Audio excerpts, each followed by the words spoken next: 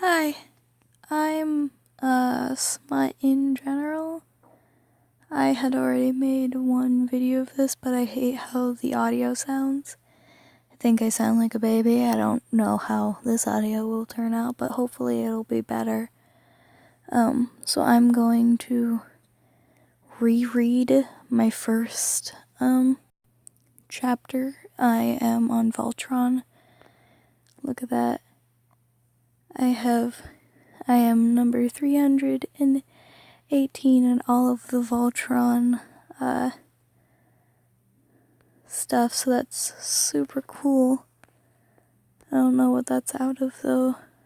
Out of 21k stories. It's sick as hell. But, I have other stories.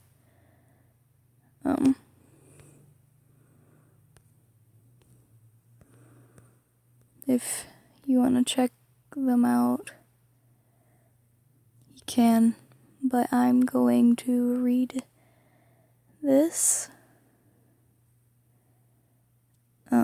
It's called The Cheerleader's Heat.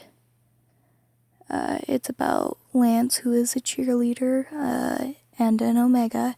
He goes into heat and he gets some dick, you know.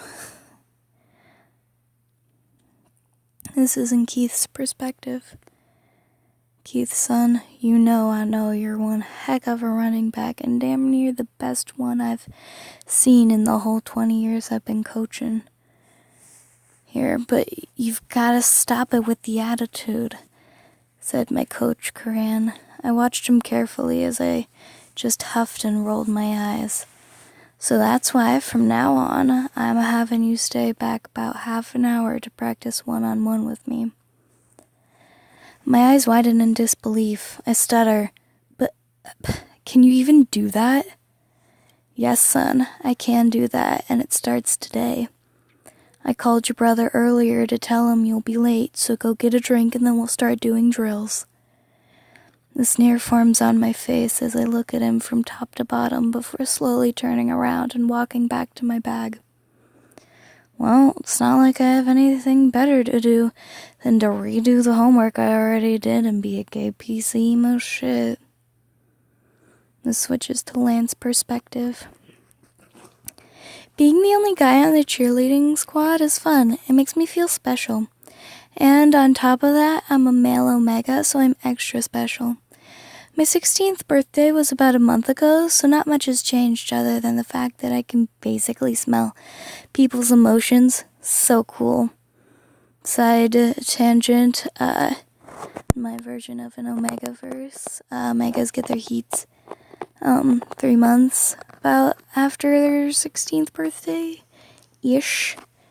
Though the one bad part about that was because I'm a dude, I can't change with my cheer buddies, and I have to get changed with the sweaty and hot football players.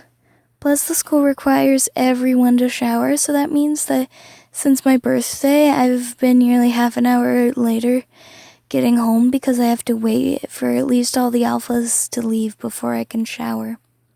I really hate alphas. Before my birthday, there was always one or two douchebags that would sarcastically shout out things like nice ass or whistle, but now the teasing becomes full-on harassment at some points. I've been cornered, groped, and scented, and that was all in the first week of me being an Omega. The glamour of the new Omega is worn off some, but I still get the occasional ass slap or slut reference. Although the asshole gene only seems to pass down through the male alphas, because my friend Alora is an alpha and she hasn't changed toward me at all, other than the seldom comment about how sweet I smell. Crane must have pushed the guys extra hard today because the smell of alpha and beta testosterone was overwhelming and yet oddly alluring. I felt myself blush slightly at just the raw intensity of male filling the room. It engulfed me. It felt like the heat in the locker room was turned up to max. My skin was boiling and my stomach was in coils.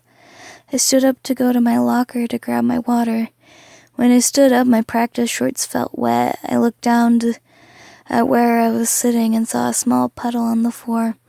I squat down and touched it. It was definitely slippery. I brought it up to my nose, and sweet. Well, shit, I thought. I still had like 2 more months before this shit started. I bolted out of the guys' locker room before any of the guys could notice my scent. I ran to the girls' locker room down the hall, and I opened the door and yelled, "Cover your bits and tits, I'm coming in." Some of the girls squeal before realizing that it's just me. My friend Ramel sniffs the air and zeroes in on me. "You're going into heat." Yeah, I think so. Holy shit, I think that's the fastest I've ever seen anyone go into heat after their 16th birthday.